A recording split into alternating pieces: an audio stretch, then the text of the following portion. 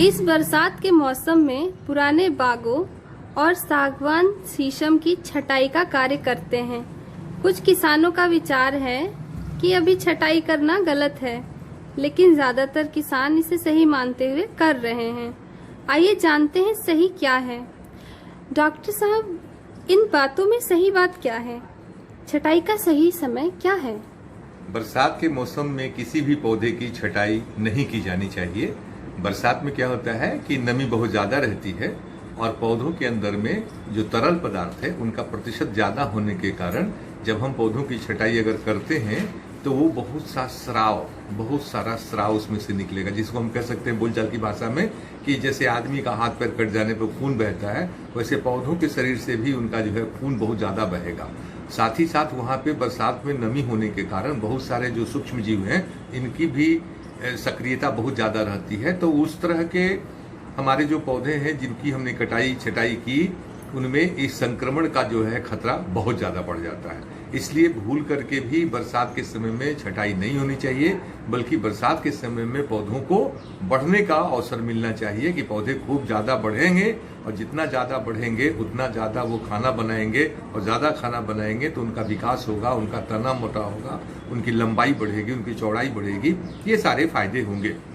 तो फिर अब सवाल है कि उनकी छटाई हम कब करें। छटाई करने का कार्यक्रम हमेशा जाड़े के दिनों में, उसमें भी जाड़े में क्या, जब कुछ ज्यादा ही ठंड बढ़ने लगती है और उनकी जो कोशिकाएं हैं वो सिकुड़ जाती हैं और उनमें से रस बहने की संभावना बहुत कम होती है और साथ ही उनमें हल्का फुल्का पतझड़ भी होने लगता है। तो ये मौसम हमारा दिसंबर में आता है और दिसंबर में भी क्या, दिसंबर के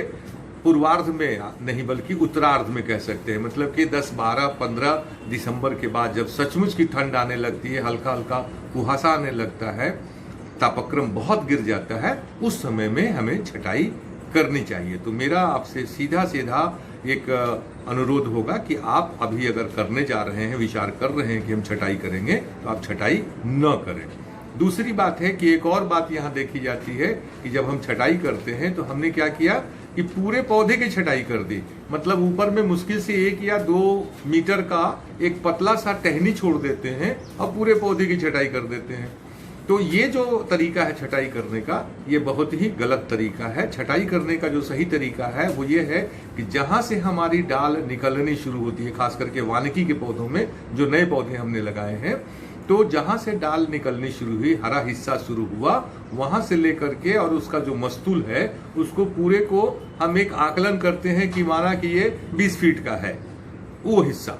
पूरा पौधा हो सकता है कि 25 फीट का हो, 30 फीट का हो, लेकिन वो हरा हिस्सा जो है 25 फीट है। तो नीचे से 1/3 हिस्सा, यानी कि अगर 20 फीट है तो 6 से 7 फीट ही हम छटाई करेंगे, क्योंकि बाकी हिस्सा भी छाट देंगे तो पौधे के पत्ते बिल्कुल कम हो जाते हैं और वो खाना कैसे बनाएगा।